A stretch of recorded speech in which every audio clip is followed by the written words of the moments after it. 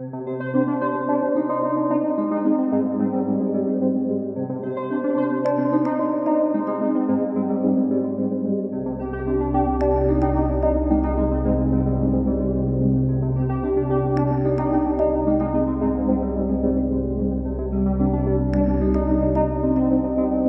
this episode of Scammer Stories, we're going to scare the hell out of you.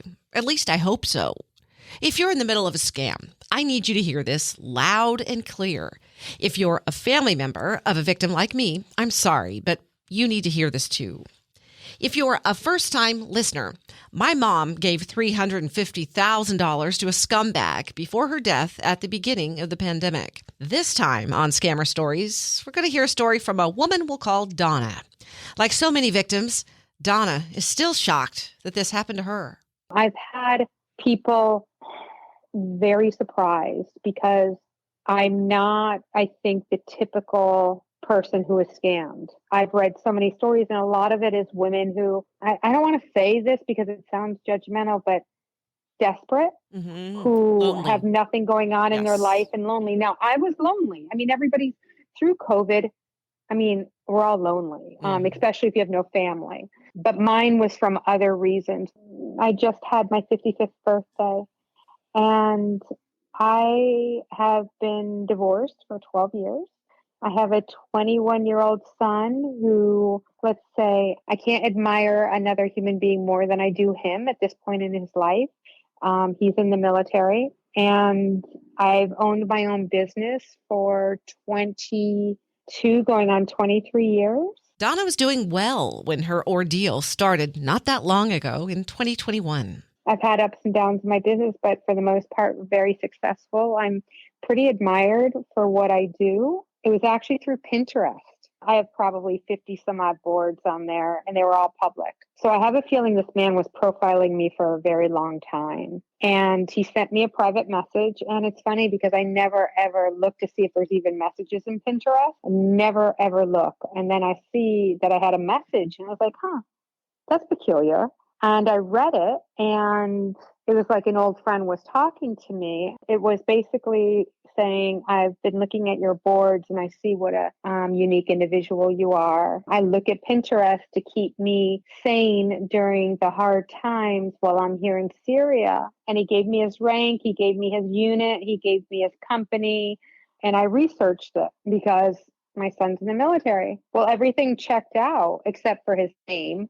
I mean, because I didn't really have his full name, but to know that that company exists, his commanders exist, all of that information checked out. So I was like, okay, this guy's pretty legit. So then we just started chatting. I said, I don't know why you're chatting with me. I'm not here for romance or anything like that. But he just slowly and slowly and slowly kept brainwashing me in a way. Early on, it wasn't brainwashing. Later on, it was. And then we jumped off of there, as they always want to do, onto another platform to chat. Fast forward, this lasted almost 8 months. He took every dime I had and more. She was sued by the people who loaned her money that she lost in the scam. Because I was loaned almost $300,000 from other people. This is not a little scam. This was not just like $20,000, $30,000. This was upwards of over $500,000. I could have lost my whole business that I've worked 22 years for. And the only reason I didn't is because I have built such a reputation with my clients that I told my clients what happened, and they all supported me. And 2 of them even gave me quite a few $1,000s to keep my business running because I've known them for over 12, 13 years. I lost my office, so that I did lose. I had to get a lawyer because I was going to be sued for extortion. One contractor gave me $100,000 and another one gave me $80,000, and I can't pay them back. And they hired lawyers to sue me because when I asked them for money, I full-heartedly told them the whole story of why I needed it. I didn't tell them I needed it for my business. I told them that my fiance was coming and I had things tied up in customs. Donna believes it was multiple people from the same dangerous group we'll talk about in a minute. She says they made it very easy and convenient for her to transfer money. Of course, her kind of the scumbags. They created a fake bank account. Of course, I had access to that account with all the passwords and transferred the money back so that I could give to them. The money just never showed up in my account. And in a way, I'm glad it didn't, because then I would have been potentially sued or had charges brought against money laundering. And I'm glad that actually never did come about. But my lawyer had all of the hundreds of emails. He had access to how we were texting because I couldn't screenshot, 3,000 texts. So I gave my lawyer access to my password and my login information on how to read this person or person's text. I downloaded all of the fake IRS, customs, and lawyer documents that I got. To allow someone in to read all of your private text messages must have been really difficult.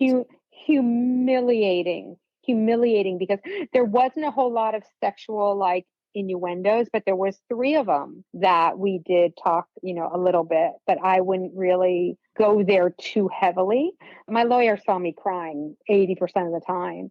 And I said, I'm so embarrassed. And he says, you know what? You need to stop. I do this because he's actually a criminal lawyer. I had to get a criminal lawyer who deals with the worst of the worst here in San Diego. He's like, your stuff is fluffy compared to what I deal with. And I said, but it's humiliating. You saw my innermost, because I've been married twice, April. I never said anything to my husband like I said to him. So it is so shameful, so incredibly shameful. So we met, quote unquote, on August 9th. My birthday was September 9th. He sent me 4 gifts on my birthday. He hasn't asked for money yet. No money was exchanged. I got a blanket. I got a necklace. And then 2 months to our anniversary, so to speak, he sent me more gifts. Still hasn't asked me for money, but is, professing how much he loves me and how much he can't wait to be here to live with me. What she says next is something I've heard in every single victim I've interviewed, and a big reason behind me doing this podcast. I never knew any of this happened. I was so naive. I had no idea military scams went on. I knew about scamming, but he just was, or they were just so good at what they did. And, I know there's different levels. You've got the Yahoo boys that are lower level, then you've got the medium. They definitely are at the professional level. Yeah. What was the point that you realized that you're being scammed? Okay, it was finally in March. He was supposed to be here. First, it was supposed to be November. Then it was supposed to be right before Christmas. And then January, I started questioning. But then finally in March, when he was supposed to be here, and he said I needed to write his superior, his general, a letter to ask him to come home, that it's an emergency. And then when I got an email back saying they needed X amount of dollars for him to come home to be released so someone else could take his position. And then I went, that is absolutely false, 100% false. But it was like, I just stood there shaking because I'm going to lose everything in my life right now. And to know that, because he was sending me packages, of course, that had bars of gold and blue diamonds in it. And so I had to keep paying for the lawyer. I had to keep paying for the customs. They made up a fake delivery company that I could actually track the package while it was in transit and going through customs. They created fake bank accounts to Key Bank. Key Bank is an international legitimate bank.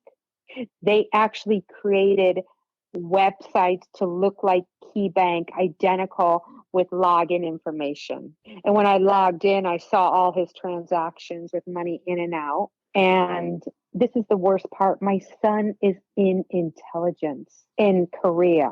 My son can find anybody and anyone in the military. And I gave him Davis's rank. The person called himself Davis. And he said, Mom, I can't find him. I said, honey, but he's there.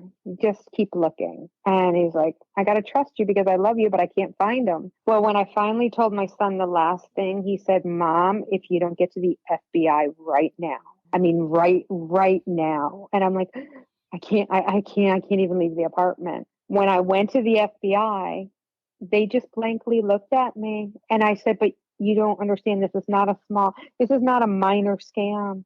And they said, well, we're really sorry this happened, but you can call back in about 6 weeks to see if we opened a case. And I said, you guys don't think I'm real, do you? Thank God I had my mother. She's going to be 80 in November.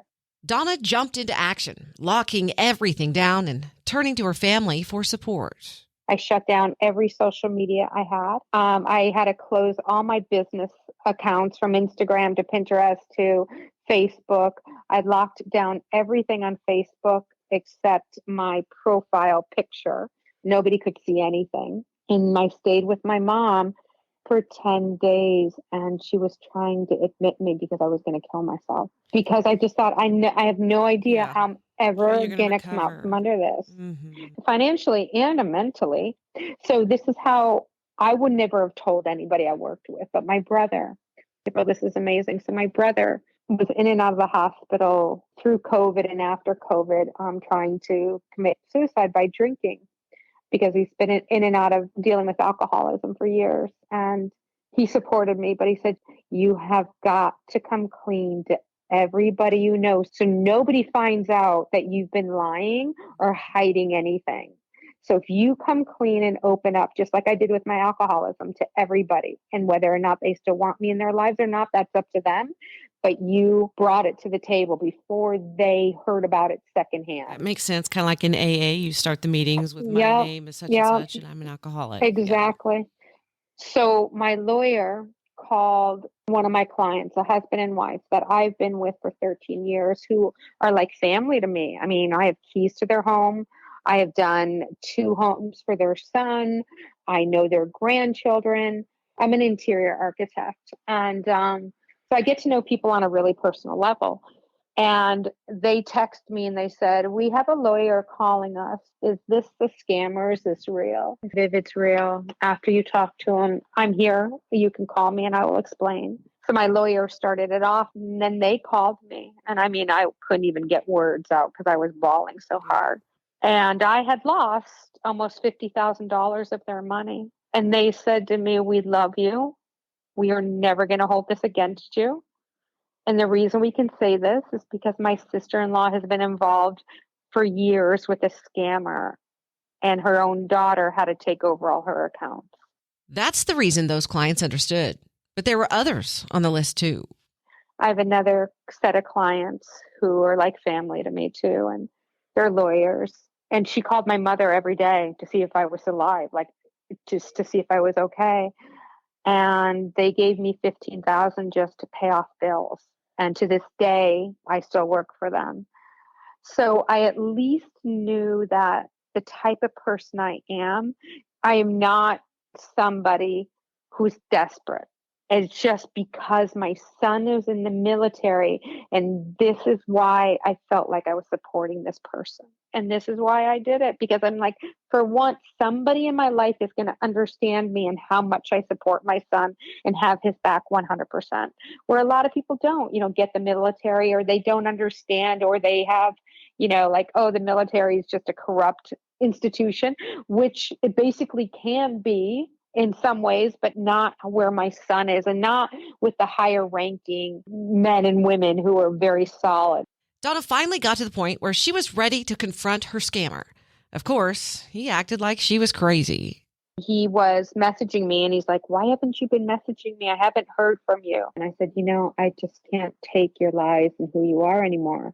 And he's like, what are you talking about? I'm going to be there soon. And then the last message I ever said to him, I said, I don't hate you. I pity you. I said, you took everything I have and I brought me to my knees, but I will tell you, I will come back 100 times stronger, and you will never take my spirit. And I did that because I did not want to get angry, because he had probably a good 50 pictures of me. And I'm so scared those are on the dark web right now with my family, because they were semi-professional pictures, because they weren't just little screenshots of me. And that's what the scammers want. They want the best of the looking pictures of somebody. And mine were from my branding photo shoot, a lot of mine, so they were professional photos. Donna has more pressing matters to deal with right now than people possibly stealing her pictures. I still may lose my business. I may have to file bankruptcy. I had to take a $120,000 loan out from the government, and I have to start paying it back. And I have no idea where I'm going to get the money to pay it back. Wow, that's No stressful. idea. Man, I sweat Yeah. just thinking about trying to do that. Wow. So obviously, she has a lot going on right now. She decided to take time out of her busy day to talk with me in order to get the word out to family members. Here, she talks about the red flags. Asking them for money, that's out of the norm. That's a red flag right there. If their behavior changes, because my mother said she never saw me so happy in my life. I've never been happier. Oh, yeah. My mom was So, just giddy. yeah, I felt so solid. I felt so secure, like someone really loves me. Someone really, really sees me for who I am, because my ex-husband didn't. And someone that I felt like I could depend on, but yet he wasn't here. That's the biggest red flag in the world. This is where she starts to delve into the dangerous group that she believes is behind her scam, a much more sophisticated group than the Yahoo Boys. They're called Black Axe, spelled BLACKAXE. But it's now an international crime ring that's violent and they're very feared. Authorities have been making progress in the last couple of years with multiple arrests. This is so much deeper than what you even realize. So the Black Axe is a mafia group out of Africa. They are supported behind the political system there. They are the most ruthless killing machines. They have no remorse for life. The money that I sent to this group, it's used for child trafficking, women trafficking, and terrorism. They rule all of the ghettos. Nobody wants to face them or come near them. They walk around with machetes in their hands, and yet they are the ones that become the professionals. And the Yahoo Boys are the ones that sit in cafes and do the small scams. It's the professionals. It is the most evil thing you'd ever want to hear about in this world. Donna didn't know she was a Black Axe victim until she got a hold of Diana Guerin. She wrote the book called Who is the Real Man Behind the Screen? And when I was telling her this, she's like, "Oh, honey, that is the Black Axe." I'm like, "No, it's not. No, it's not." I was even in denial afterwards. She said, "You've got to buy my book and read it." And when I did, now that I look back and I'm reading her book, because her whole book is all interviews. Like each chapter is an interview, word for word, what she'd say, what he would say, what she said, and through their texts and their conversations. And then at the end of each chapter, it talks about all the red flags in that conversation.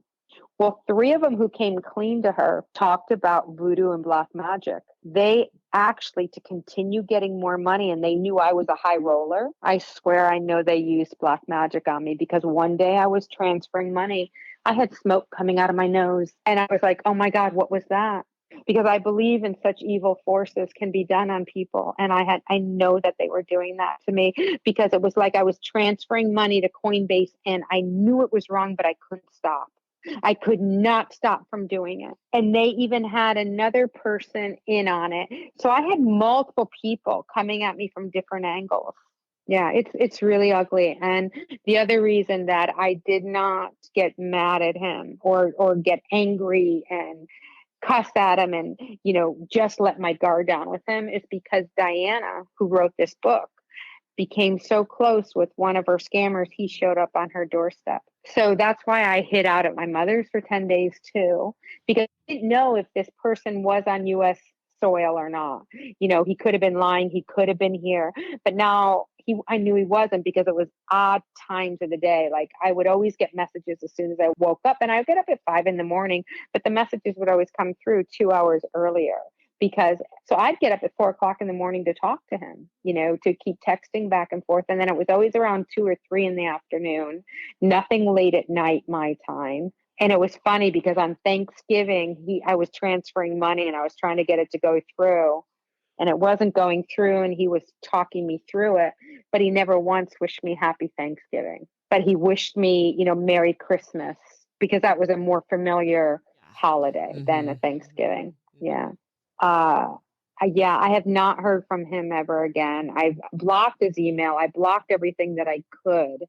but he still has my website information. He could essentially reach out to me on my website. They can resurface. And he hasn't, fortunately. I think he knew that he got enough out of me. He needed to move on, that there was nothing else he'd be able to get out of me. Donna says she's on a dating site now, but feels comfortable because she knows what to spot. If she doesn't meet the man in person in just 5 days, she moves on. And she says she's had some wonderful dates. She admits, though, one of the biggest issues is being overly suspicious, maybe a little too soon, and she's working on that. As for me, I'm finally burying Mom at her final resting place next week. It'll be just me and my brother. She's been on my mind a lot lately, partly because of a big event I'm emceeing in our hometown of Independence, Kansas next week. She would have loved to be there and seeing her daughter on stage, just like many other mothers, showing off their children's her favorite thing. And I can't help thinking, if she only would have waited a few hours, just a few hours until she was safe, she may have been able to be at our hometown festival. She died after rolling out of bed in the middle of the night and broke her neck. But here's the thing.